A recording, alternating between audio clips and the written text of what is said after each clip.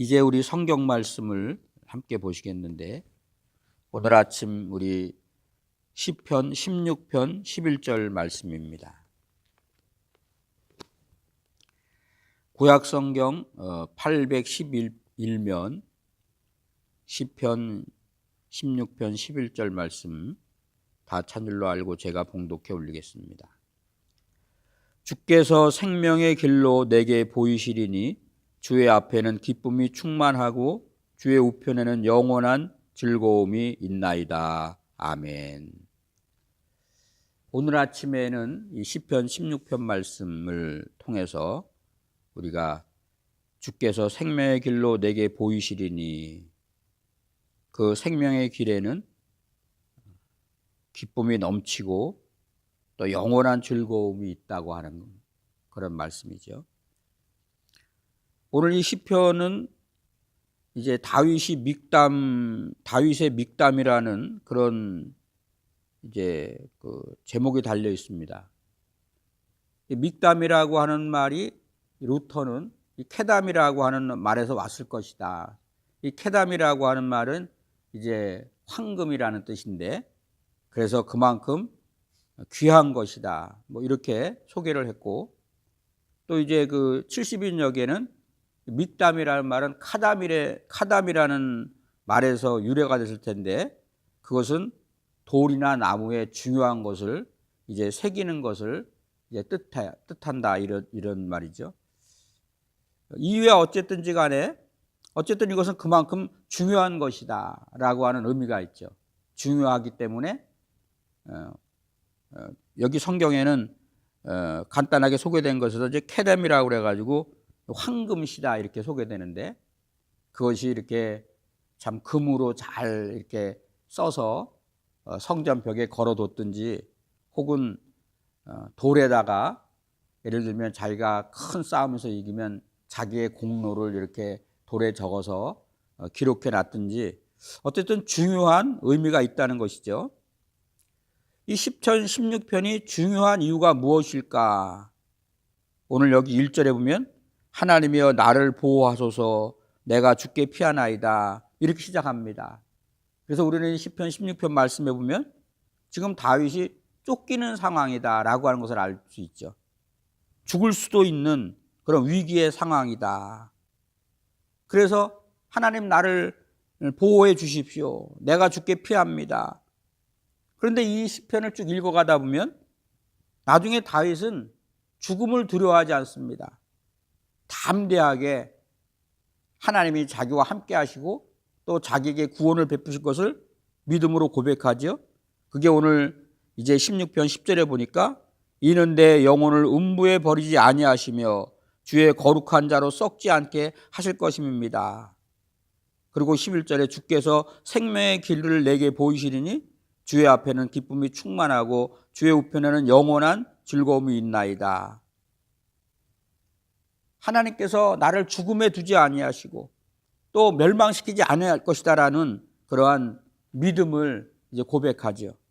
그래서 이 시편 16편이 중요한 이유는 이 속에 단순히 다윗이 고난받을 때 하나님이 그 고난을 면케하시는 것이 아니라 이 속에 부활과 영생의 메시지가 들어있기 때문에, 우리에게 진정한 기쁨은 부활이죠. 부활의 생명이 우리에게 기쁨과 정말 말할 수 있는 감사를 주죠. 인간이 가장 두려워하는 것이 있다면 죽음입니다. 그런데 고린도전서 15장 55절에 보니까 사망아 너의 승리가 어디 있느냐, 사망아 너의 쏘는 것이 어디 있느냐. 그 사람이 두려워하는 그 사망 앞에서도 담대하게 외칠 수 있는 것은 바로 예수 그리스도 안에서 부활의 생명이 그를 믿는 모든 성도들에게 있기 때문인 것이죠. 이 시편 16편은 특별히 초대교회 성도들에게 굉장히 의미가 있는 그런 시였습니다.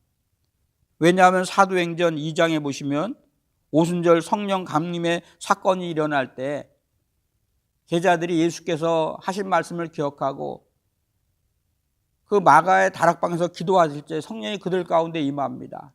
나가서 복음을 전도하는 사건이 2장 13절에 등장을 하는데, 그때 베드로가 요엘 선지자의 그 예언을 인용해서 설교를 하죠.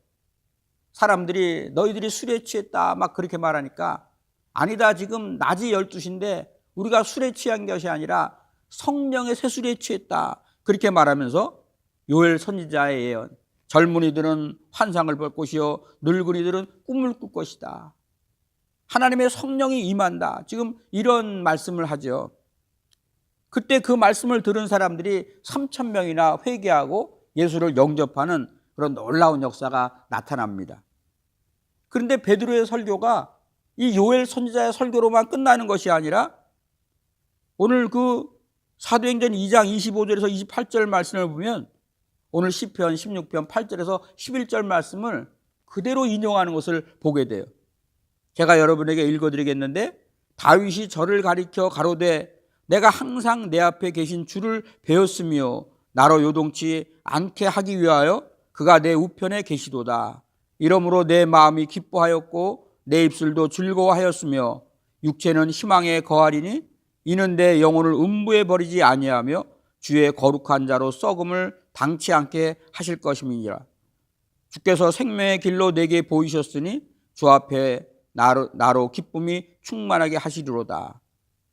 그러니까 이 사도행전 2장 13절 이후에 나오는 베드로의 설교를 보면 이 요엘 선지자의 예언을 인용해서 성령이 그들 가운데 강림할 것을 예언한가 하면 또 이 시편 16편 말씀을 통해서 성령의 강림은 바로 예수 그리스도의 부활의 은혜를 입은 사람들에게 하나님이 확증하시는 것이라고 하는 바로 예수 그리스도의 부활을 지금 이야기하고 있다고 하는 겁니다. 오늘 이 시편 16편 말씀을 이용해서 또 사도행전 13장 13절에 보시면 사도 바울도 똑같은 말을 해요. 1차 전도 여행 중에 소아시아 지방에 머물게 되죠. 그때 바울이 안식일에 회당에 들어가서 설교를 합니다. 그가 설교 도중에 사도행전 13장 35절에서 지금 시편 16편 10절 말씀을 이용해서 예수님에 대한 부활을 증거하는데, 사도행전 13장 35절의 말씀을 보면 그러므로 또 다른 편에 일렀으되 주의 거룩한 자로 썩음을 당치 않게 하시리라 하였느니라. 이 시편 16편이 중요한 것은 단순히 고난당하는 다윗의 그 고난을 주님이 해결해 줬기 때문이 아니라 모든 인생이 죽을 수밖에 없고 그 죽음 뒤에 당하는 심판에서 예수 그리스도의 부활의 생명, 그리고 그가 부활의 첫 열매가 된 것처럼 그를 믿는 자들에겐 또 부활에 그 참여하게 하는 그런 부활의 메시지가 있기 때문에 중요한 것이라는 것이죠. 성경은 하나님의 말씀입니다. 그래서 성경에 없는 말들은 그것이 아무리 좋은 말이라 할지라도 우리 믿는 사람들에게는 그다지 유익되지 않습니다. 우리 믿는 사람들에게는 이 성경 말씀이 때때로 이해하기가 힘들어도, 어떤 때는 정말 내 마음에 들지 않더라도 그대로 믿는 것이 참 믿음이고 말씀을 그대로 전하는 것이 참된 설교지요. 요한복음 5장 39절에 보니까 너희가 성경에서 영생을 얻는 줄 생각하고 성경을 상고하거니와 이 성경이 곧 나에 대해서 증거하는 것이다. 예수님이 그렇게 말합니다. 오늘 이 시편 16편 11절에도 그렇죠. 주께서 생명의 길로 내게 보이시리니, 생명의 길. 너희가 성경에서 영생을 얻는 줄로 생각하고 성경을 상고하거니와 이 성경이 곧 그리스도, 나에 대해서 증거하는 것이다. 설교의 목적은 그리스도를 증거하는 거예요. 그래야 그리스도 안에 있는 생명을 발견할 수가 있죠. 하나님께서 예수 그리스도를 통해서 우리에게 주신 생명의 길을 보게 하고 생명의 길을 걷게 하는 것이 믿음의 길이죠. 그리고 그 생명의 길을 가는 그 성도들 안에는 예수 그리스도 안에서 기쁨과 즐거움이 충만하게 된다라고 하는 것이죠. 다윗은 하나님께서 생명의 길을 나에게 보이셨다 그렇게 말합니다. 민수기 16장 22절에 보니까 모든 육체의 생명이 하나님이시죠. 시편 36편 9절에도 생명의 근원이 하나님께 있다 그렇게 말씀합니다. 지금 초대교회 사도 베드로가 그랬고 사도 바울이 그랬던 것처럼 하나님께서 모이신 생명의 길은 그의 아들 예수 그리스도시죠. 그래서 요한복음 3장 16절에 보면 하나님이 세상을 이처럼 사랑하사 독생자를 주셨으니 이는 누구든지 그를 믿는 자마다 멸망치 않고 영생을 얻게 하려 하십니다. 예수 그리스도가 생명의 길, 영생의 길이라고 하는 겁니다. 요한복음 5장 25절에 보니까 그의 말을 듣고 그의 보내신 자를 믿는 자는 영생을 얻었고 생명에서 사망에서 생명으로 옮겨졌느니라 그렇게 말합니다. 그래도 믿지 않은 그런 바리새인들을 향해서 너희가 하늘에서 내려온 만나를 먹어서 죽었거니와 나를 먹는 자는 영원히 죽지 아니하리라. 나는 생명의 떡이다 그렇게 말씀하죠. 바로 예수 그리스도가 부활이고 생명이라고 하는 거죠. 그래서 예수 그들을 믿고 따라가다 보면 하늘의 기쁨, 하늘의 즐거움, 그 은혜가 우리 가운데 충만하다 그런 얘기입니다. 천국은 우리에게 기쁨과 위로와 소망이 있는 나라입니다. 그래서 요한계시록 21장 4절에 보니까 거기에는 눈물과 애통하는 것이 없고 곡하는 것이나 아픈 것이 다시 있지 아니하다 그렇게 말씀을 하죠. 영원한 기쁨, 잠시 우리가 누리는데 그 기간이 지나면 없어지는 그런 세상이 주는 그런 기쁨이 아니라 영원한 기쁨. 그래서 오늘 시편 16절 9절에 보니까 이러므로 나의 마음이 기쁘고 나의 영도 즐거워하며 내 육체도 안전히 살리니. 우리의 마음이 기쁘고 우리의 영이 기쁘고 우리의 육신이 정말 기쁨 속에서 편안함을 얻기를 원한다면 생명의 길 그리스도를 따라야 된다. 하나님께서 우리에게 주신 이 생명의 길을 알고 그 생명의 길 대신 그리스도와 함께 할 때 우리의 영혼이 기쁠 수밖에 없어요. 우리의 마음이 기뻐집니다. 우리의 육신이 잘 먹고 잘 사는 그런 문제를 떠나서 이 세상에서 아무리 재물이 많고 세상적으로 성공했다 하더라도 그 영혼이 구원을 받지 못한다면 그 사람은 불행한 사람이죠. 그래서 예수님이 부자가 많은 재물을 모아놓은 그 비유를 이야기하면서 어리석다 이렇게 말씀하지 않습니까? 우리의 마음이 정말 편하고 우리의 영혼이 우리의 육신이 편한 것은 우리의 영혼이 잘 돼야 되는 겁니다. 요한 3서에서도 사랑하는 자들아 내 영혼이 잘됨 같이 내가 범사에 잘되고 강건하기를 내가 간구하노라. 우리의 영혼이 잘 되는 게 오늘 하나님께서 우리에게 주신 이 구원의 길을 보는 것, 이 구원의 길을 따라가는 것, 그것이 영혼이 잘 되는 것이죠. 예수 그리스도를 통해서 우리에게 구원을 약속하신 이 하나님의 은혜를 깨닫는 것, 이것이 영혼이 잘 되는 겁니다. 하나님 앞에서 우리가 얼마나 흉악한 죄인이었는데 그런데 예수님이 우리의 그 모든 흉악한 죄를 대신 짊어지시고 그의 대속의 은혜로 말미암아 우리가 영원한 생명을 얻었다. 이것을 아는 것이 이것이 생명의 길입니다. 이 세상 사람들은 이 세상에서 더 누리고 더 오래 살려고 하죠. 왜냐하면 소망이 없기 때문에. 그런데 우리는 이 세상에서 조금 못 살아도 괜찮아요. 조금 못 누려도 괜찮습니다. 잠시 살다 없어질 이 짧은 이 세상의 삶보다 이제 우리가 생명의 길, 우리에게 생명의 길로 주신 그 예수 그리스도 안에서 우리 육신의 삶이 끝나면 영원한 하나님 안에서 영생을 누리기 때문에.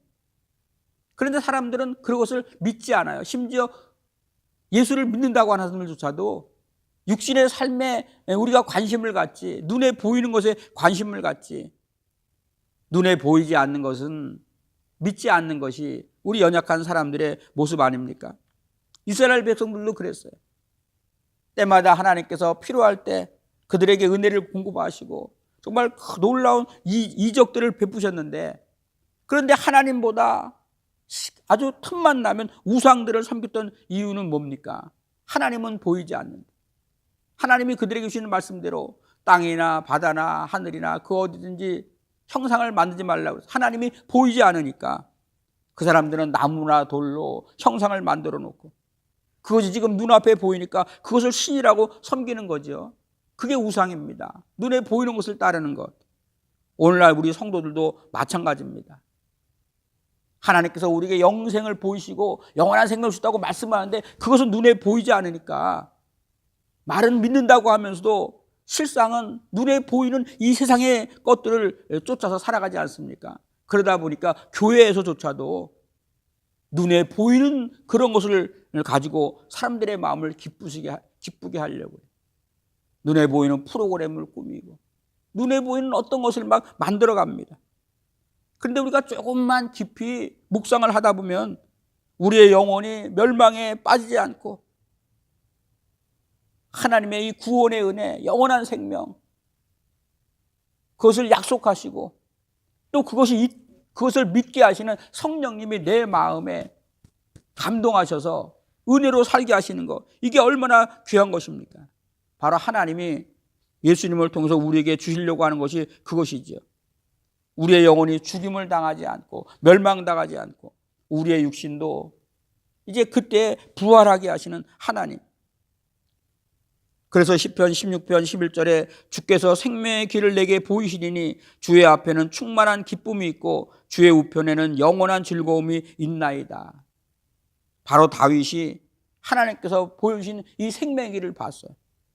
한마디로 그 생명의 길이 예수 그리스도라고 하는 것을 발견했죠. 예수님이 요한복음 14장 6절에서 내가 곧 길이요 진리요 생명이니 나로 말미암지 않고는 아버지께로 올 자가 없느니라 그렇게 말씀하지 않습니까? 2000년 뒤에 오실 예수님, 성령으로 말미암아 다윗이 보는 거예요. 아, 그렇다. 모든 인류를 구원할 하나님의 아들 독생자 예수 그리스도, 바로 예수님을 통해서 영원한 생명의 길을 열어줄 것을 봤다고 하는 거죠. 그래서 그것을 가지고 초대교회 베드로와 사도 요한이 복음을 증거하지 않습니까? 인생이 가장 중요한 사건이 있어야 된다면 그것은 영원한 생명의 길이 무엇인지를 아는 것이고 그 길로 가는 것이, 그 길로 가야 되는 것이 아닌가 이런 생각을 해봅니다. 우리에게 참된 소망이 있고 위로가 있고 기쁨이 있는 것은 생명의 길을 가는 겁니다. 영원한 생명의 길을 알지 못하는 사람은요, 인생이 불행한 겁니다. 오늘날 이 세상이 얼마나 살기가 편해졌습니까? 과거에 우리가 어렸을 때 살 때보다 너무나 편리한 세상이 됐어요. 근데 세상이 이렇게 편리하고 또 얼마나 많은 인권, 복지 문제, 뭐 이런 일들이 굉장히 많아지만 그렇다고 해서 우리가 기쁜 것은 아니죠. 이렇게 세상이 참 살기 좋아졌음에도 불구하고 사람들은 더 불평하고 원망합니다. 옛날에 오히려 더 좋다 이렇게 말하는 사람도 있고, 더 자유로워졌는데 남을 비판하고 험담하고, 조금만 노력해도 더 풍요로움을 누릴 수 있는데 게을러지고 나쁜 짓을 하고, 남을 해치고 죄를 지어도 양심의 가책을 받지 않고, 오히려 우리의 이 마음은 더 피폐해지고 우리의 정신은 더 타락하고 영적으로는 더 타락하는 그런 것이 지금 우리가 사는 세상이 아닙니까? 왜 그러냐면 하나님의 은혜의 세계를 몰라서 그래요. 하나님의 생명의 세계를 몰라서 그런 것이죠. 세상 사람들은 이렇게 참된 길, 생명의 길, 영생의 길을 알지 못해서 그렇게 살아간다고 하지만 우리는 예수 그리스도 안에서 누군지 주 예수를 믿는 자에게는 멸망치 않고 영생을 얻게 하시는 그 생명의 길을 우리가 지금 듣지 않았습니까? 우리는 그 길을 가는 사람이에요. 그렇다면 이제 우리의 마음에 기억할 것이 하나 있는데 무슨 말씀이냐면 바로 부활과 생명의 길, 그 주님의 그 심판자리 앞에서 오늘 언젠가 생명의 길을 우리에게 나타내시고 그 예수 그리스도로 말미암아 구원과 생명을 알고 그 길을 걷는 우리들이 어떻게 살아가야 될 것인가. 다시 말하면 이 땅에서의 삶의 내용이죠. 그래서 오늘 여기 12장 3절에 보니까 땅에 있는 성도는 존귀한 자니, 여러 가지 많은 주석을 봤는데 뭐 거의 비슷하게 설명을 했어요. 근데 저는 그렇게 보지 않습니다. 땅에 있는 성도는 존귀한 자라는 뜻이거든요. 근데 이 존귀한 자가 땅에 있다고 하는 거예요. 땅은 하늘과 조금 이렇게 좀 대비되는 지금 관점에서 하늘의 기쁨과 평화와 소망과 감사와 찬양이 있다면 이 땅은 항상 뭡니까? 곤고와 핍박과 어려움과 힘든 문제가 있어요. 근데 그런 곤고와 어려움과 핍박과 그런 상황 속에서도 우리가 하나님의 말씀대로 성도로 살아가는 거예요. 존귀하게 살아가는 겁니다. 바로 우리의 삶의 내용, 이 땅에서의 삶. 땅은 우리를 그냥 내두지 않습니다. 우리로 믿음의 선한 길을 가도록 그냥 내버려 두지 않아요. 어떻게 하든지 우리를 통해서 드러낼 하나님의 영광을 거두가고 우리를 방해하고 미혹하고 유혹하죠.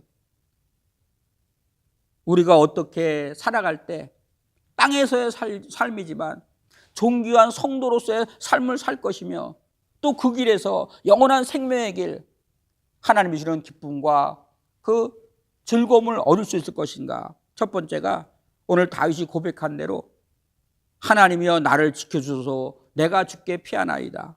주님만을 의지하는 삶이에요. 우리는 조금 어려운 일을 당하면요 자꾸 사람을 의지하지.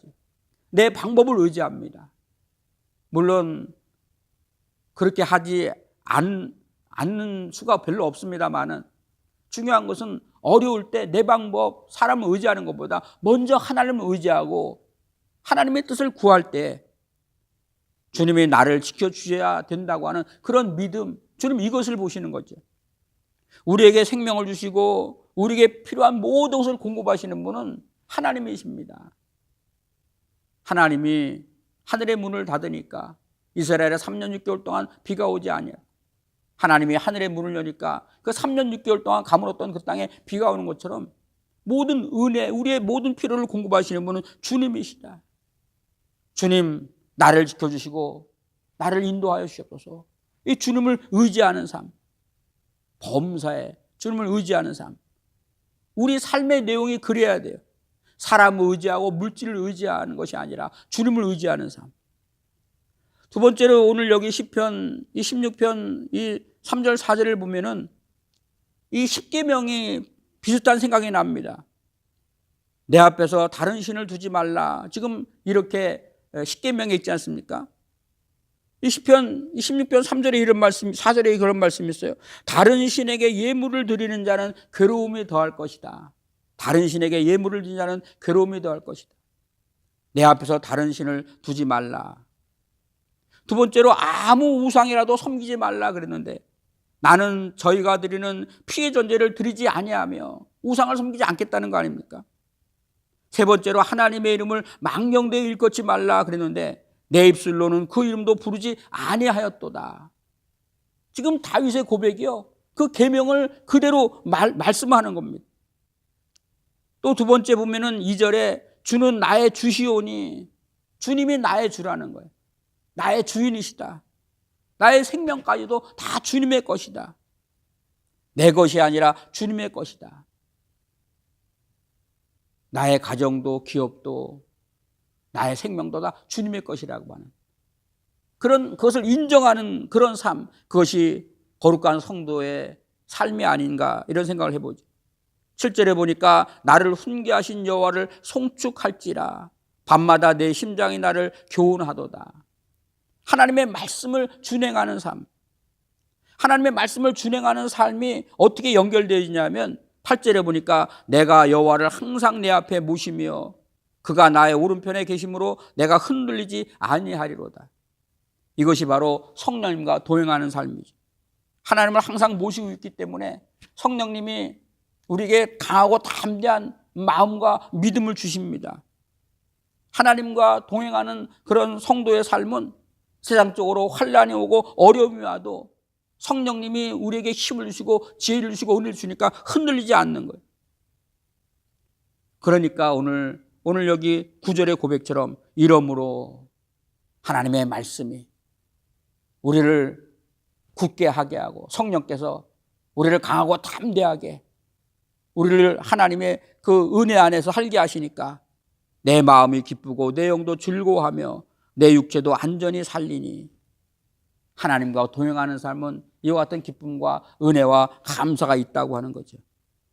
오늘 저와 여러분에게 바로 예수 그리스도를 통해서 하나님이 우리에게 보이신 이 생명의 길, 믿음의 길, 성령의 도우심으로 그 길을 잘 걷고 또 그 길 안에서 은혜와 기쁨을 누리는 저와 여러분이 되시기를 주님의 이름으로 축복합니다. 기도드리겠습니다. 하나님 아버지 감사합니다. 오늘 곤고한 인생들에게 영원한 생명의 길 예수 그리스도, 또 그 안에서 그 길을 걸을 수 있는 성령님의 그 능력과 은혜와 지혜, 그리고 그 길 안에서 하나님의 그 영광과 기쁨과 놀라운 축복을 약속하신 것을 우리가 듣습니다. 성령 하나님께서 오늘도 어려운 인민생활 속에서 믿음의 길을 걷는 주의 사랑하는 귀한 종들을 권고하시고 그 생명의 길 안에서 하나님이 공급하시는 그 큰 은혜로 말미암아 기쁨과 복된 삶을 누릴 수 있도록 역사해 주시옵소서. 간절히 빌고 감사드리며 존귀하신 주 예수 그리스도의 이름으로 기도드리옵나이다. 아멘.